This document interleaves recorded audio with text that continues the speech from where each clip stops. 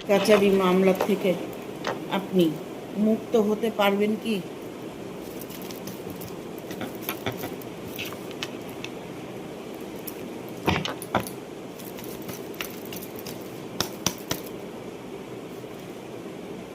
হ্যাঁ, আপনি আপনার কোর্ট কাচারি মামলা মোকদ্দমা যেটাই হয়ে থাকুক না কেন, তার থেকে আপনি মুক্ত হতে চলেছেন।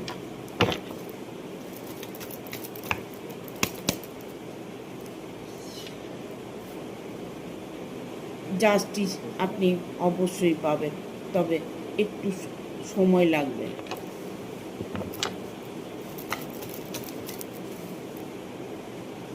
আপনার জীবনে খুব দ্রুত খুশি আসছে।